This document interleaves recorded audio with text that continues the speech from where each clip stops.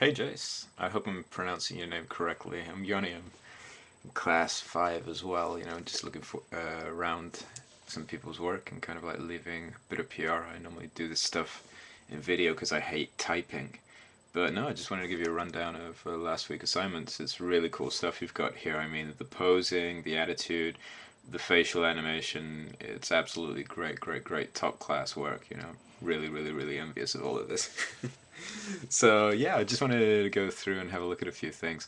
I think kind of like in your first frame, you've got kind of like a small gesture on the secondary character, and that's not too kind of like clear right now because she's kind of like just doing a small lift with her hand over a couple of frames, and I think it's almost like you could be a bit more, thinking about a pose, kind of like even though it's a bit more cliched as she's a secondary character, it doesn't have to be very clear.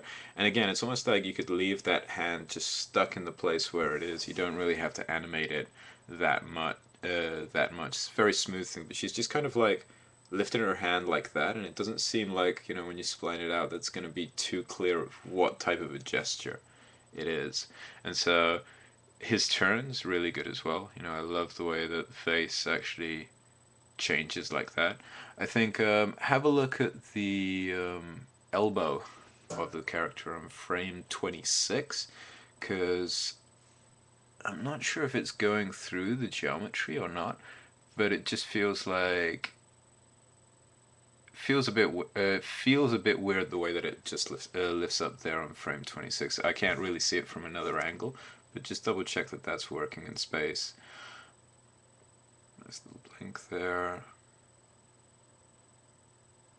Yeah. And yeah, just have a look at the female character on screen left's hand on frame 36. You could loosen that wrist up a little bit because currently it's going down a bit straight. Just think about the fingers in the hand actually flexing down as she goes down to grab her handbag. So look at her pose on frame 32. And again, this is kind of like all really, really, really tiny stuff. Just looking at it, kind of like frame by frame. Yeah. Around frame 70, you really need to throw in some breakdowns. I know that you're probably going to put those in as well, but here's a part at 170 where you can really throw in some appeal pretty well because you've got the pose where she's parting, the hair, with her hands, and there's a lot of things that you can sell there, in terms of if she picks it up this way, if she actually picks the braid and moves it, or you can think of something that's just got a little bit of appeal, which is just a bit more kind of like the particular way that she would actually do that around frame 70, so I think a few more poses there would be great.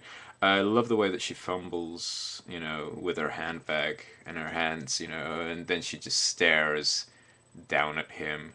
I think the pose on frame 113, you might be able to push it just a little bit further forward, especially with the head, before she actually goes into that side take that you've got on frame 117. I think the pose in frame 110, is just clearer than the one on 17 because she kind of like really goes lopsided to a point. I think that, how you go between those poses is going to be, maybe a bit softer. Instead of having maybe this motion, it's kind of like, huh?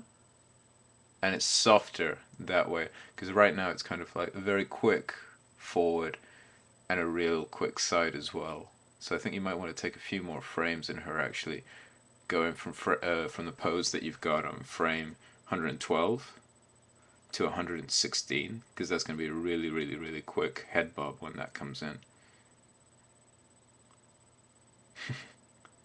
Absolutely love that take that you do. I think everything from 150 to 158 is working absolutely great. A little bit of hand lock actually on 159. Hands just kind of like gets here and rotates pretty much in space. Add a little bit of a drift to it, a little bit more, because I'm pretty sure it's not stopping right where it is, but it just feels it a little bit. You just need a bit more of some drift over there, and then the hand kind of like comes down. So have a look at her screen right hand when she actually, when you have a look around frame 159 and the following pose on frame 162. Those ones there, just have a look at that elbow and see if you can actually start putting some of the arc that it's meant to be moving on a little bit clearer there. Yeah, and then she comes up and points. That arc looks nice and smooth. And then we cut over to him. Another breakdown that you need around frame 128, just to see how he gets that phone from the top of the counter down to the bottom. You'll need probably 1, 2, 3, just to see how it is, or if it's that he slides it and his hand drops off the top like that. Those are just options that you've got there, where it's just trying to push things to be just a little bit more clearer. Love the way he picks that up. Boom, boom.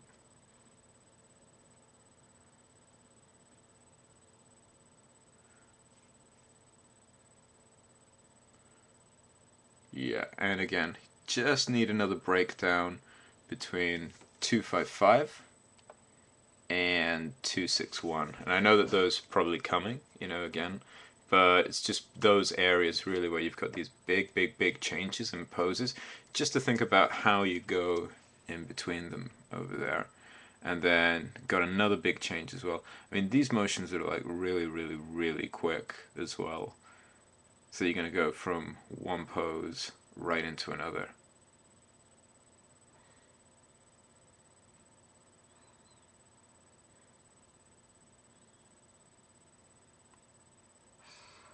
Yeah. The only thing that I'm kind of like caught up here with the acting, and it's got really nothing to do with the posing anymore, because I think that all the rest of the poses and kind of like the takes are fine, is two things. When you started this scene, he was on the phone, and evidently that phone call was really important to him.